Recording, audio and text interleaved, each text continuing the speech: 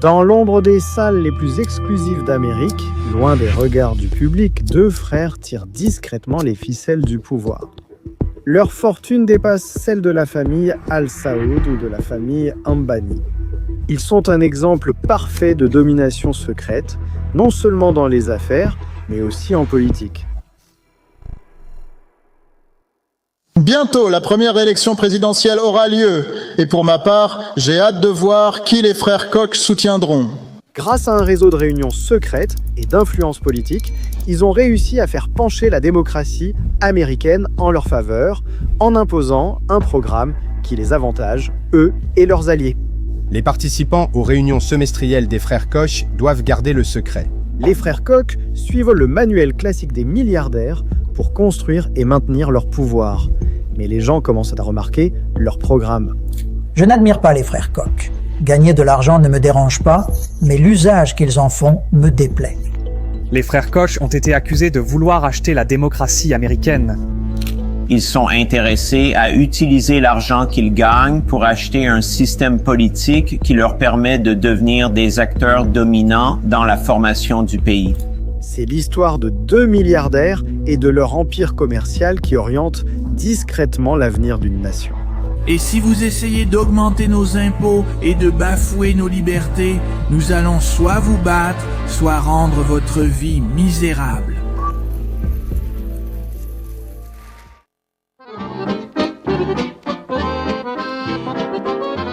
En 1900, Fred Koch naît.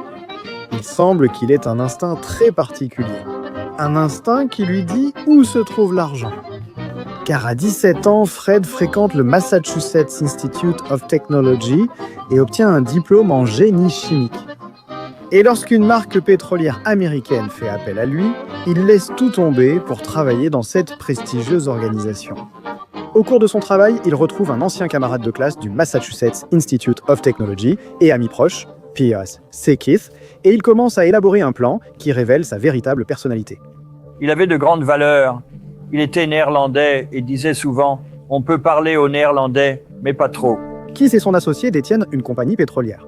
Ils acceptent de faire entrer Fred Koch comme troisième propriétaire et renomment la société Keith Winkler Koch Engineering. Lorsque le propriétaire Keith quitte finalement la société, Fred tente de prendre le pouvoir. Il prend la moitié de la propriété de l'entreprise et change le nom en Winkler Koch Engineering. Ils commencent à étendre leurs activités, Fred travaillant sur une invention qui non seulement révolutionnerait l'industrie pétrolière, mais mettrait aussi en colère les grands acteurs du secteur. Leur produit est un appareil de craquage thermique qu'ils vendent aux compagnies de raffinage de pétrole en Amérique. Si leur invention aboutit, les petites entreprises avec peu de capitaux pourraient produire plus de produits pétroliers à partir de petits réservoirs, leur permettant de rivaliser avec les grands producteurs. Pas de feinte heureuse, les grandes compagnies l'attaquent en justice. Ils disent que l'invention de Fred, conçue par Lewis Winkler, était une contrefaçon des produits pétroliers universels. Ce qui suit, ce sont 44 procès différents, intentés contre Koch, qui paralysent la société d'ingénierie Winkler Koch et les mènent presque à la faillite. Mais un homme affamé est un homme en colère, et bientôt les compagnies pétrolières américaines réaliseront qu'elles ont affaire à un lion impitoyable. Frustré par les interminables batailles juridiques qui l'empêchent de vendre sa technologie aux États-Unis, Fred élabore un plan. Si les Américains n'apprécient pas son travail et sa technologie, il l'emmènera là où elle est nécessaire. Ce plan inclut de s'installer dans un pays qui se moque complètement des brevets et des droits de propriété intellectuelle, un pays considéré par beaucoup comme l'ennemi numéro 1 de l'Amérique, son hôte. Camarades, permettez-moi d'exprimer ma gratitude au nom de notre congrès. Entre 1929 et 1932, Winkler Koch soutient le Kremlin et forme des ingénieurs bolcheviques pour aider Staline à installer 15 raffineries de pétrole modernes. Et à peine a-t-il terminé son travail que Staline purge brutalement plusieurs des collègues soviétiques de Koch. Koch reçoit évidemment une grosse tape dans le dos, 5 millions de dollars. Mais aucune somme d'argent ne peut le faire changer d'avis sur le communisme et le socialisme à ce stade. Les horreurs qu'il voit en Union soviétique le poussent à croire que le grand gouvernement, s'il n'est pas contrôlé, finira par dévorer son propre peuple. Start-up, chaîne YouTube, compagnie pétrolière. Il faut toujours des investissements si tu veux voir grand. Avec le chèque de Staline, son entreprise dispose désormais des fonds nécessaires pour s'étendre en Europe et dans les régions avoisinantes. Alors il commence à cibler d'autres marchés européens et à y établir des raffineries. En 1934, il conclut un autre pacte avec le diable.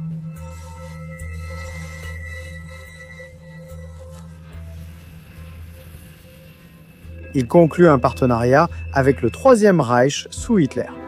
Fred les aide à bâtir la troisième plus grande raffinerie de pétrole, projet personnellement approuvé par Adolf Hitler. L'installation produisait des centaines de milliers de gallons de carburant à indice d'octane élevé, utilisé durant l'Holocauste et la Seconde Guerre mondiale.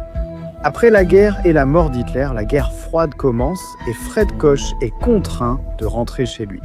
Mais il ne rentre pas chez lui seul. En plus de la réserve d'argent qu'il a accumulée en Europe, il ramène avec lui un souvenir humain.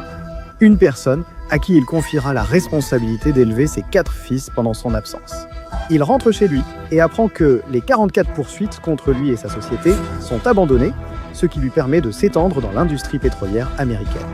Grâce à Staline, sa forte aversion pour le communisme est irréfutable. Il jure d'écraser des avancées similaires sur la scène politique américaine, allant même jusqu'à écrire un livre intitulé « Un homme d'affaires, cette bœuf face au communisme ». Et c'est à ce moment-là que les opinions politiques de la famille Koch sont à jamais bouleversées. Bientôt, ils iront jusqu'à infiltrer le gouvernement américain. J'ai grandi dans une ferme expérimentale. Mon père était un entrepreneur, en réalité plus un inventeur qu'un entrepreneur. Il se disait chimiste à moitié accompli. Donc, nous vivions dans cette ferme où il faisait des expériences avec différents animaux, avec la nourriture, avec l'élevage et ainsi de suite, cherchant toujours des moyens d'améliorer les résultats. Il m'a dit qu'il ne voulait pas que je devienne un bon aérien de club de campagne. Fred Koch est un père strict. Il croit qu'il faut sévir pour ne pas gâter l'enfant. C'est le genre de père qui apprend à ses enfants à nager en les jetant dans la piscine et en s'en allant. Il est efficace. Et je n'étais pas différent avec mes corvées, donc j'avais toujours des ennuis avec mon père et je recevais beaucoup de punitions. Il était doué pour punir. Quand il est à la maison devient un royaume miniature avec lui sur le trône de fer. Donc quand ses fils naissent, il rencontre un père farouchement conservateur qui dicte chacun de leurs gestes. Cependant, il est presque toujours à l'étranger. Ainsi, le travail d'éducation est délégué à sa femme mondaine et à la nounou allemande qu'il a ramenée avec lui. Mais ce n'est pas une nounou ordinaire. C'est une fervente admiratrice d'Hitler, à tel point que lorsque l'Allemagne envahit la France, elle quitte son emploi et retourne en Allemagne pour célébrer avec Hitler.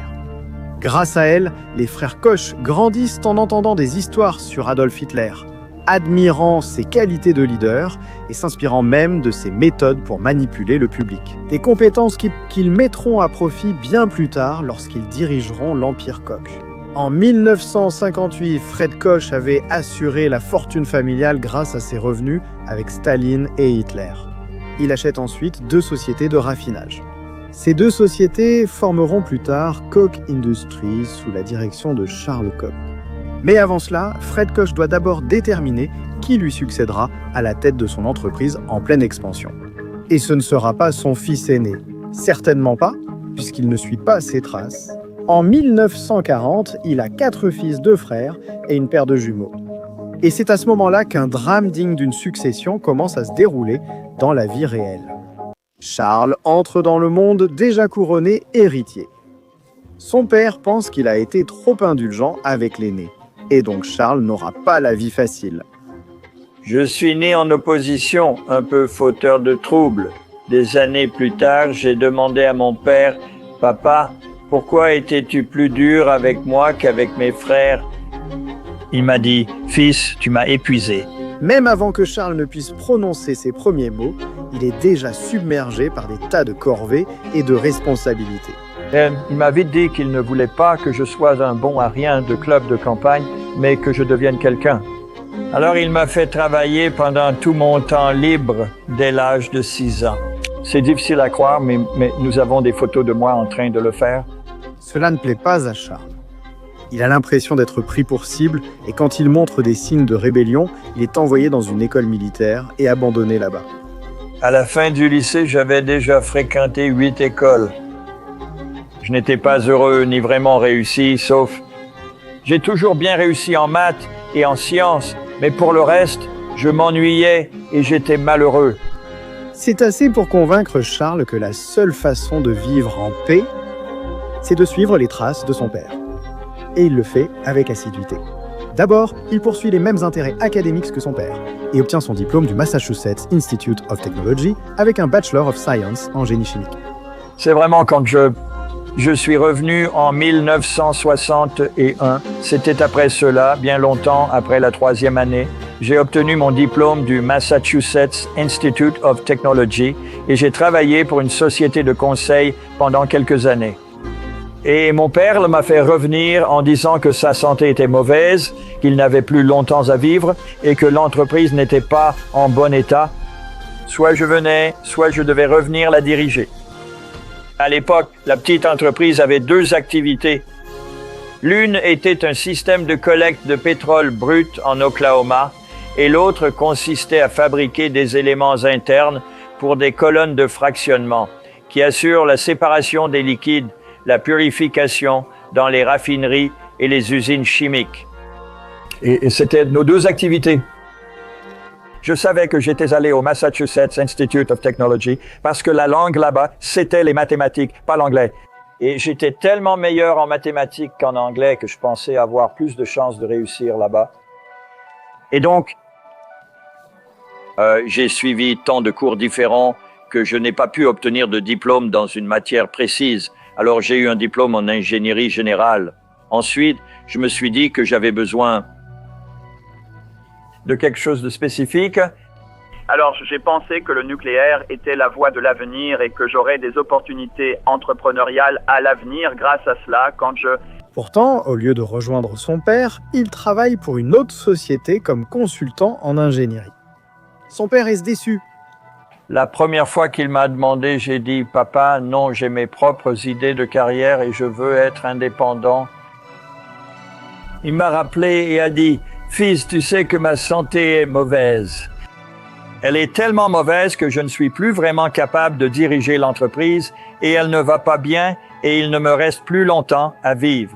Soit tu reviens la diriger ou je la vendrai. » Après le décès de leur père, les 3 frères reçoivent chacun 20% des parts de l'entreprise, tandis que le fils aîné n'hérite que de 14%. J'ai trouvé ceci dans le coffre-fort de mon père après sa mort en 1967. Et il a écrit une lettre qui contenait un message fabuleux pour nous.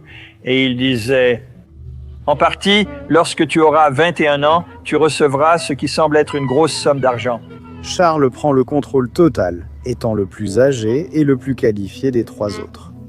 Je le savais. C'est alors que je suis revenu pour la première fois dans l'entreprise. La première chose que mon père m'a dite, c'est « Fils, j'espère que ta première affaire sera un échec. Sinon, tu penseras que tu es bien plus intelligent que tu ne l'es vraiment, et je ne l'ai pas déçu. » Mais tout le monde n'est pas content de ça, surtout l'aîné. Il s'alliera plus tard avec le Benjamin et accablera Charles de procès, allant jusqu'à comploter une prise de contrôle hostile de l'entreprise. En attendant, David et Charles sont les meilleurs amis du monde, donc naturellement David suit les traces de Charles. Et lorsqu'il obtient son diplôme d'ingénieur chimiste au Massachusetts Institute of Technology, il revient et prend un poste de direction dans l'entreprise en tant que président du conseil d'administration. Il se présentera bientôt au poste de vice-président sous l'étiquette du Parti libertarien et échouera lamentablement. Mais pour l'instant, les 2 ont un empire à construire. Nous avons 2 principales entreprises. L'une était un système de collecte de pétrole brut dans le sud de l'Oklahoma. Et l'autre était une entreprise qui concevait et fabriquait des équipements internes pour les colonnes de distillation destinées aux raffineries et aux usines chimiques. Avec 2 sociétés de raffinage de pétrole, un réseau de pipeline, plusieurs ranchs et une société d'ingénierie, il est difficile de les gérer. Donc, la première décision de Charles en tant que président-directeur général consiste à regrouper ces entreprises en une seule société qu'il rebaptise Koch Industries. Un nom aussi discret que l'entreprise elle-même. La deuxième grande décision de Charles consolide leur succès dans l'industrie pétrolière. Le père de Charles avait acheté des actions minoritaires dans la grande compagnie pétrolière du Nord qui possède la raffinerie de Pine Bend au Minnesota. Ce qu'Abraham Laszlo a dit, c'est que si vous ne développez pas pleinement vos capacités et ne réalisez pas votre potentiel, peu importe à quel point vous semblez réussir extérieurement, vous serez profondément malheureux. Voilà où j'en étais, alors je me suis dit qu'il fallait trouver une solution. En tant qu'analyste méticuleux, Charles y voit une véritable mine d'or potentielle. Il rachète rapidement toutes les parts des autres actionnaires à un prix ridiculement bas, compte tenu de ce qui va arriver. Pourquoi investirait-il autant d'argent dans une entreprise de raffinage de pétrole apparemment modeste? Eh bien, pour commencer, presque tout son pétrole provient du Canada. Pourquoi est-ce important? Le Congrès vient d'adopter une loi qui interdit aux entreprises d'importer du pétrole étranger. Tout le pétrole, sauf celui du Canada. Mais le pétrole canadien a un problème. Il est sulfuré et nécessite un procédé de raffinage différent que seules 4 raffineries dans tout le pays sont capables de gérer. Charles aime pourtant le pétrole canadien. Mais pourquoi? Vous savez sans doute déjà pourquoi sa nouvelle raffinerie est si attrayante. Elle peut traiter le pétrole sulfuré. La nouvelle loi fait exploser la demande et, en raison de la concurrence très limitée, la raffinerie devient rapidement une machine à imprimer de l'argent pour les industries Koch. En 1981, la raffinerie de Pine Bend devient la principale source de profit des industries Koch et reste la vache à lait familiale des décennies plus tard. Charles a compris à quel point la politique est importante dans son secteur d'activité et il prépare déjà son prochain coup. Cela concerne le président Richard Nixon et son projet de loi pour protéger l'environnement. Ces 3 dernières années, nous avons bien commencé. Nous avons adopté de nouvelles lois pour protéger l'environnement et mobiliser l'intérêt public. Mais beaucoup reste à faire. Parmi toutes les choses, ce projet de loi aidera les Koch à protéger et à étendre leur empire pétrolier pendant des décennies. Il fixe un plafond sur la quantité d'émissions que les raffineries de pétrole peuvent émettre, et si elles dépassent la limite légale, elles doivent payer des crédits au gouvernement de l'État. Ça a l'air super, non? Cependant, il y a une faille intentionnelle. La loi concerne seulement les raffineries de pétrole construites après 1970, et Koch Industries n'est pas récente. Ainsi, pendant les 5 prochaines décennies, Koch Industries continuera à émettre librement des polluants dans l'environnement sans aucune limite, tandis que les nouvelles entreprises devront respecter la limite légale. Un véritable cours magistral sur la manière de construire le pouvoir.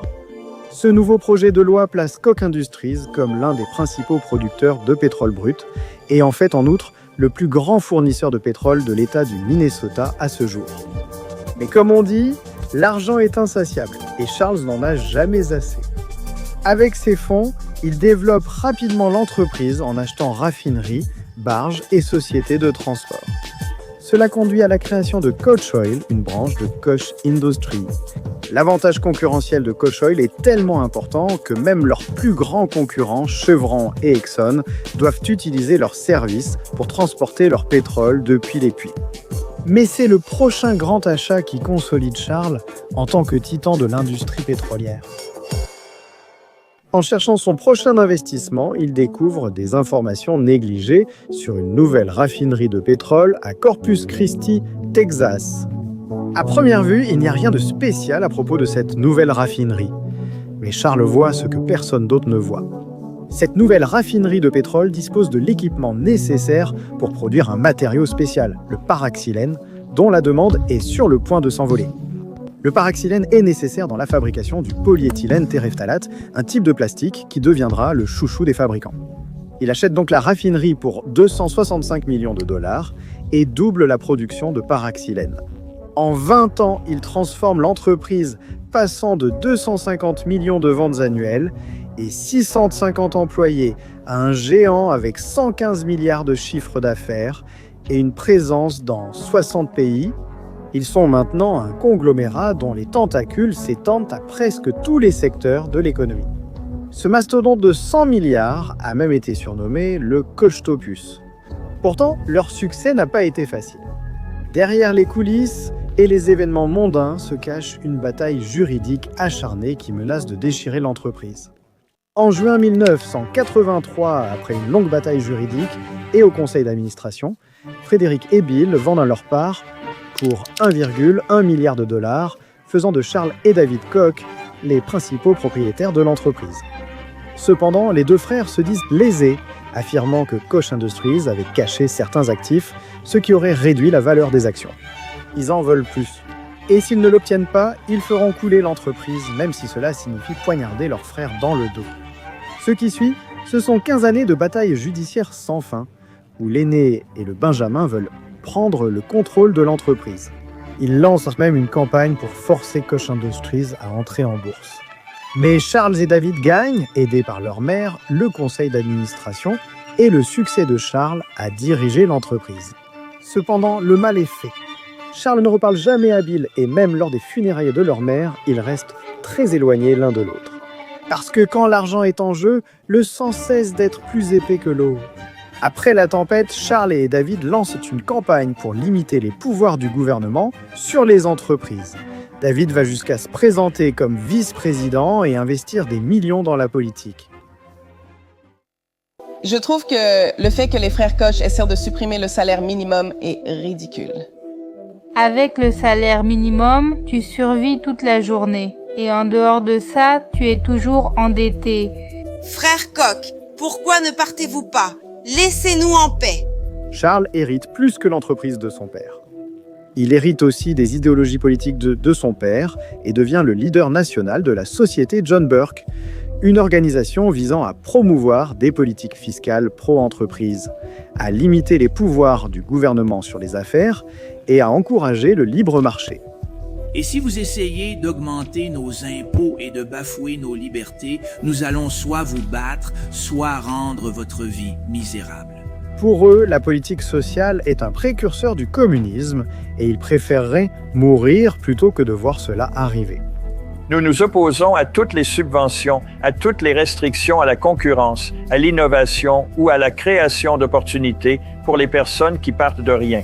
Et c'est pourquoi, 2 fois par an, ils se réunissent secrètement dans les bois, loin du monde, et tracent la trajectoire politique du pays. Lors de ces réunions, ils discutent ouvertement des moyens d'empêcher certains politiciens de garder leur siège. Non seulement cela, mais ils participent aussi à des enchères pour savoir qui fera le plus gros don au Parti républicain.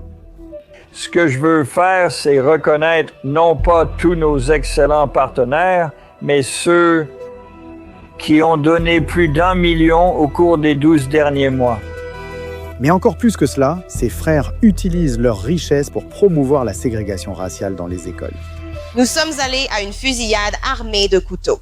La course acharnée est terminée. Justice, que voulons-nous maintenant? Ne vous y trompez pas, votre plan va rétablir la ségrégation dans les écoles. Nous n'avions aucune idée de ce qui était en jeu. Une seule élection leur a donné la majorité pour modifier l'affectation des élèves aux écoles. Ils pensent que les Noirs sont des marionnettes communistes et qu'ils ne devraient pas être autorisés à s'approcher du gouvernement. Ce mépris va les pousser à lancer la campagne républicaine la plus coûteuse contre le président Obama. En donnant 400 millions de dollars à la campagne de Mitt Romney en 2012, ils diront qu'ils s'intéressent à ce genre de politique uniquement pour des raisons philosophiques, mais la politique qu'ils privilégient sert aussi leurs intérêts commerciaux. Ce qu'ils doivent faire, c'est détruire la sécurité sociale, car la sécurité sociale est un programme du gouvernement fédéral qui a connu un immense succès. Mais contrairement à leur père, qui détestait la publicité et protégeait scrupuleusement la vie privée de la famille, l'activisme de ces 2 frères commence à attirer l'attention du public. Comme on le sait, lorsqu'ils ont fait pression pour un environnement sans syndicats, ils sont à l'origine de l'introduction de lois qui ont privé les travailleurs du secteur public de la négociation collective, des initiatives sur le droit au travail, où ils essaient de convaincre les gens qu'il vaut mieux vivre dans un environnement sans syndicats. De plus, certaines de leurs pratiques, peu scrupuleuses, commencent à émerger, comme lorsqu'ils ont volé les réserves de pétrole des Amérindiens et sous-déclaré leurs récoltes, ou lorsqu'ils ont secrètement déversé plus d'1 million de gallons d'eau usée contaminés à l'ammoniac dans le sol, ou encore les 17 000 gallons de pétrole brut déversés près d'Austin, au Texas. Le groupe de défense, les Américains pour la prospérité, est surtout connu pour avoir fait pression sur des politiciens et le public contre certains projets de loi au Parlement. Il y a 5 ans, mon frère Charles et moi avons fourni les fonds pour lancer les Américains pour la prospérité. Aujourd'hui, les Américains pour la prospérité comptent 33 sections d'État et affirment avoir près de 2 millions de membres. Et même la loi ne peut pas les arrêter. Ils ont soutenu un projet de loi levant toutes les limites aux dons des organisations non gouvernementales, leur permettant de donner sans restriction à l'Américain pour la prospérité. Cela s'ajoute à une loi protégeant les associations caritatives et organisations non gouvernementales de l'obligation de déclarer leurs sources de financement. Donc maintenant, l'Américain pour la prospérité dispose de tout cet argent qu'elle peut distribuer à n'importe qui pour les faire agir selon ses désirs. Et qui n'aime pas l'argent ? Même les grands pontes de la politique s'inclineront quand on leur agite assez d'argent sous le nez. Leur mission est unique, stopper les politiques gouvernementales sociales qui favorisent l'égalité, l'emploi pour les personnes pauvres, la prévention de la pollution et toute loi qui réduit leurs profits. Ils ont créé un réseau d'influence qui s'étend des capitales des États jusqu'au Congrès. On estime que les frères Koch ont dépensé des centaines de millions de dollars dans leurs actions militantes, et cela n'est pas près de s'arrêter, pas avant que tout le gouvernement ne leur soit redevable. Combien estimez-vous que vous et votre frère avez dépensé dans la politique anti-américaine? Eh bien, je peux vous dire ce que c'était l'année dernière. Pas seulement nous, mais en incluant ce que nous avons collecté. L'année dernière, nous avons collecté 300 millions et environ 30 millions de cette somme ont été dépensés directement ou indirectement en politique, comme pour faire de l'analyse de données. Cliquez ici pour regarder notre documentaire sur George Soros et comment il a tracé sa voie vers le pouvoir. Il pourrait même être plus influent que les frères Koch.